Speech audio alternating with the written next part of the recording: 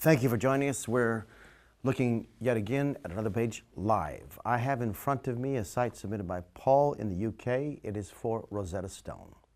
Now, we could take this site and we could focus on several aspects. They're doing something interesting at the top that is presenting three different versions of a product, and you'll notice that they are weighting one of those, which is, by the way, the right thing to do. We could also focus on the nature of the calls to action. We could talk about iPath, but I want to focus on one particular area that I think will help us most, because not only this site, but the site that you may be responsible for, and many of the sites that we see across the net continue to make what I think is a grave mistake that often mitigates our conversion rate. Indeed, it's a problem on the internet that what most people call a best practice is really just pooled ignorance. We copy what the other guy does, but we don't actually know what the performance of his site is. And so simply because we have some sense they may know more than we do, we follow them. And often, more than not, it's the blind leading the blind. I'm not saying that to be harsh on this particular site, but there's a problem here, and I'll tell you what it is. The presentation on this site, if you look closely, as I start to scroll through it, does not have a single message flowing in the same way that a group of thoughts flow, and the same sequence that would lead to what we would want to be an inevitable conclusion. This is not a message being communicated in the most effective way with the elimination of all other wasted activities, but indeed, it's like a continuous series of boxes and barriers. I think Apple's been a very effective company. Many of us go too far in copying Apple. We want an Apple brand when all brands will not be loved, even if we love Apple.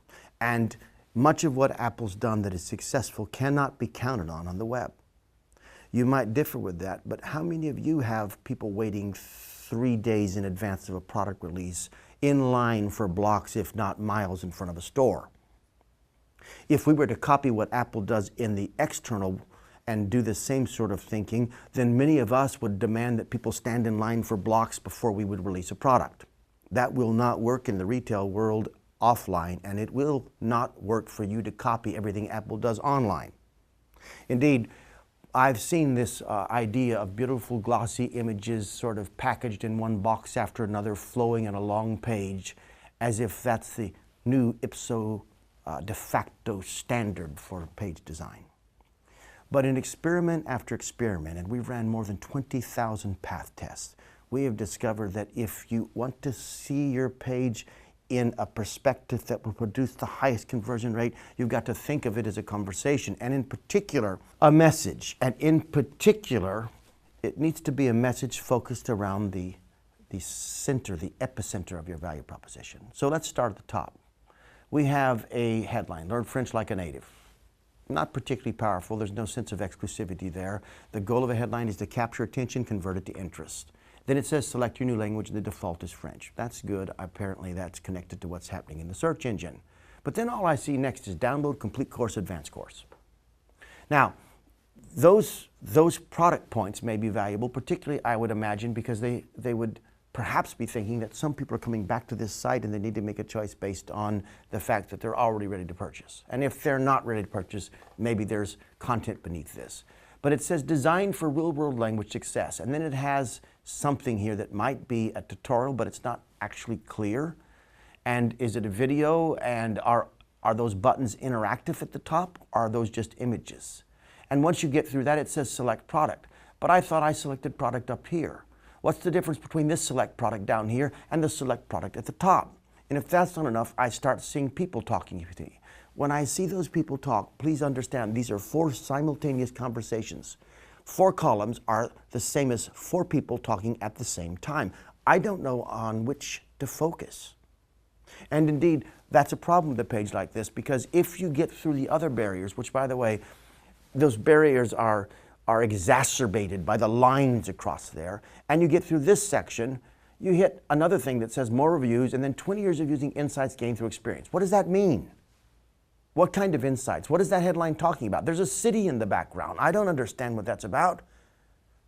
And then I have something that might be very rich at the top if it was interpreted in a way that helped me understand why it is that this particular product is the most effective language learning product in the world. Way down here it says 8,000 plus corporations and NGOs, 9,000 plus public nonprofit organizations, 20,000 plus educational institutions. What does that mean? We assume that people are making the connection instantly, but people are barely looking at this page. Only someone deeply concerned, and that's a tiny segment of your audience. Most people are still trying to make sense. They do it fast, slide up, slide down, and there's no single throughput line.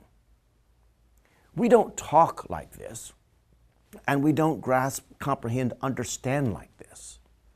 And it just is one idea stacked upon another, hoping, I suppose, that one of them will get through to a potential market. We need to understand, if we're going to optimize a page like this, what is the first thing someone needs to consider? What is the second thing? What is the third thing? And present it in that order. And then use the sides of the page to provide supporting information. Never the core message, but supporting information.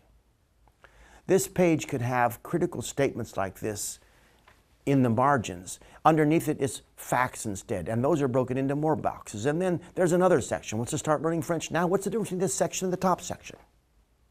Listen, you do not make an effective web page by building a smorgasbord and then slinging it at people. You've got to create a carefully tuned message calibrated with the thought sequence of the individual.